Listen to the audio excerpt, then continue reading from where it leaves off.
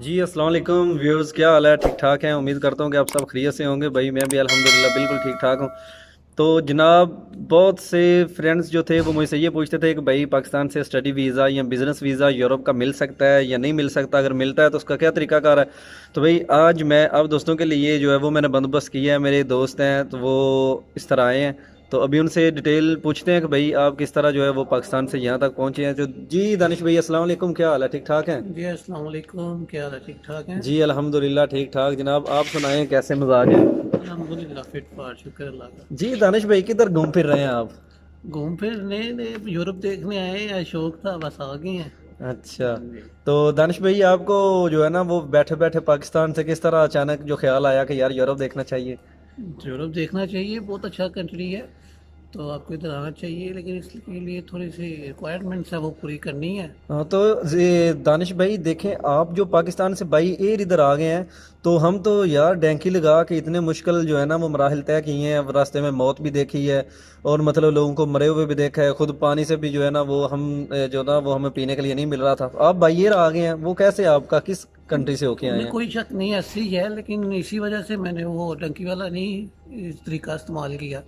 तो तरीके दोनों हैं, बाहर आना चाहिए, वो आप पे डिपेंड करता है। तो फिर मैंने बाय एयर वाला तरीका जो है ना वो चूज़ किया है, तो इंशाल्लाह अल्हम्दुलिल्लाह पहुंच गया हूँ। तो दानिश भाई, इस पे आपका टोटल खर्चा जो इटालिया पहुंचने तक आपका कितना खर्चा आ गया टोटल? मेरा टोटल 12 लाख आ गया। 12 लाख आपका पाकिस्तान से लेकर, और इसमें वक्त कितना लग गया? वक़्त तो लग गया है, 5-6 महीने लग गए। 5-6 महीने लग गए हैं जी बिल्कुल। पाकिस्तान से बाई एयर आने में? बाय एयर आने तो में वो उसमें क्या मसाइल थे? आप को किस तरह के मसाइल का सामना करना पड़ा? मसाइल ये है, फिर जैसे एजेंट जो है वो तंग करते हैं थोड़ा सा। और फिर आना भी बाय एयर था, तो उसके लिए वेट करना पड़ेगा थोड़ा।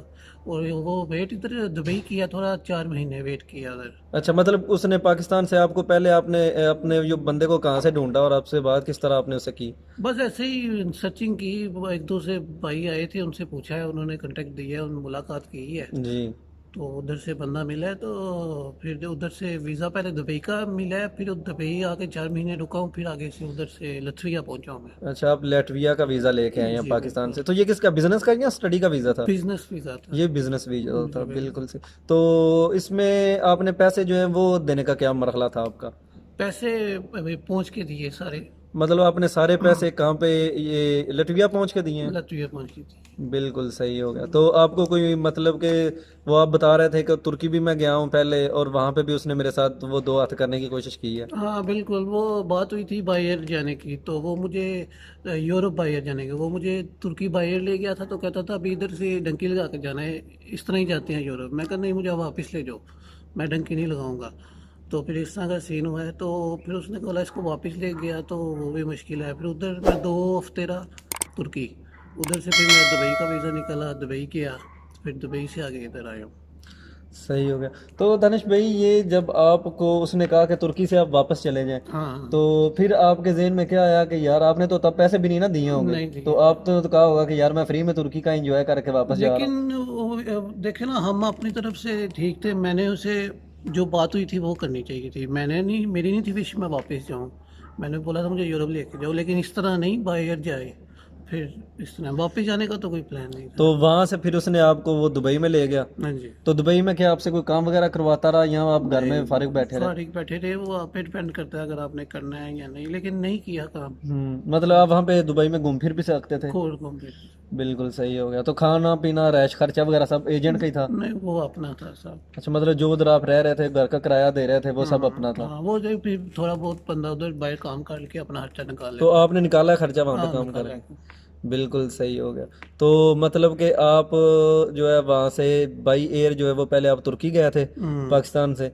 तो आपका वो वीज़ा अप्रूवल कितनी देर में आ गया था जब आप उसका उसने वीज़ा अप्लाई किया था? और बताया 2 हफ्ते लग गए थे मुझे। तो उधर पाकिस्तान में उसने आपको कहा नहीं कि भैया आपका अप्लाई करने का इतने पैसे लूँगा, वीज़ा अप्लाई करने का जब अप्रूवल आएगा फिर नेक्स्ट प्रोसेस होगा? नहीं, वीजे सीजे के प्रोसेस तो सारे उसके ही थे। क्योंकि लास्ट टाइम यूरोप आने से पहले जो है वो मैंने भी पोलैंड के वीज़े के लिए अप्लाई किया था, लेकिन मेरा बेलारूस का वीज़ा निकल आया था।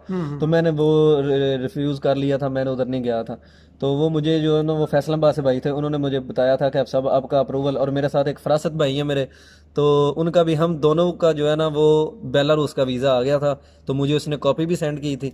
तो उसने कहा था कि भाई 30-30 हज़ार रुपये आपने पहले देने हैं, आपका जो एप्लीकेशन फ़ीस है तो ये आपके एम्बेसी में हमने करवानी है। तो आपसे इस तरह का कोई मामला नहीं हुआ नहीं, था? मेरे से ऐसा कोई मामला नहीं हुआ, लेकिन वैसे ही मैं गया था, लेकिन उधर इंटरव्यू दिया था बस। तो उस इंटरव्यू के बाद 2 हफ्ते के बाद आ गया था रिप्लाई, और वीज़ा लगा हुआ था। बिल्कुल सही हो गया। चलो बहुत शुक्रिया दानिश भाई, हाँ थैंक ठीक यू, है, ठीक आपने है। टाइम दिया। अल्लाह। और अल्लाह करे आपके जल्दी से यहाँ पे एक जो है ना वो कागजात बने हाँ और यहाँ पे वर्क इंशाल्लाह। करें और अपने घर वालों के लिए कमा सकें। हाँ तो जी। जी ये हमारे भाई हैं, ये पाकिस्तान से आए हैं।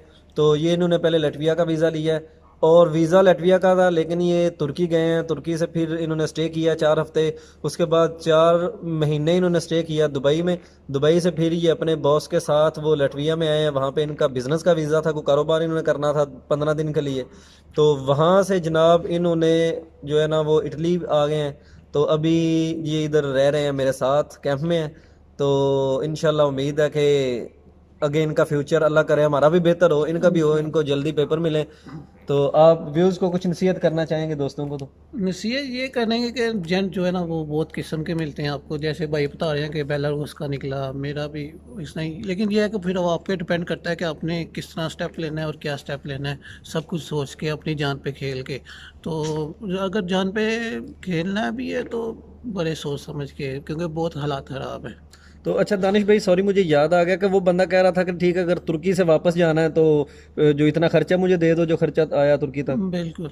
हाँ, तो भाई वे दानिश भाई ये भी बता रहे हैं कि उसने मुझे तुर्की में ले गया था, लेकिन मैंने उसको कहा था कि भाई मैंने यूरोप जाना है। तो वो कह रहा था यूरोप ऐसे ही जाते हैं बस, अब तुर्की आगे आगे से लगाओ डैंकी। तो मैंने कहा नहीं लगाना। तो वो कह रहा था अगर नहीं लगानी तो मुझे जो है ना वो 3-4 लाख रुपया दे दो जो तुर्की तक का खर्चा आया है, तो बाकी आप जानो आपका काम। तो दानिश भाई ने अक्लमंदी का काम किया और इसने कहा कि यार मैंने पैसे पैसे नहीं देने, मेरे साथ यूरोप की बात हुई थी, मुझको वहाँ पे ले जा सकते हो तो ठीक है, वरना मुझे पाकिस्तान छोड़ दो बस, अल्लाह खैर सल्ला। तो आपने भी बी कॉन्शियस रहना है। तो ऐसे जो भाई हैं जो करते हैं एजेंट, तो उनसे बच के रहना है। तो दानिश भाई आपको यही नसीहत कर रहे हैं कि भाई be careful about your future.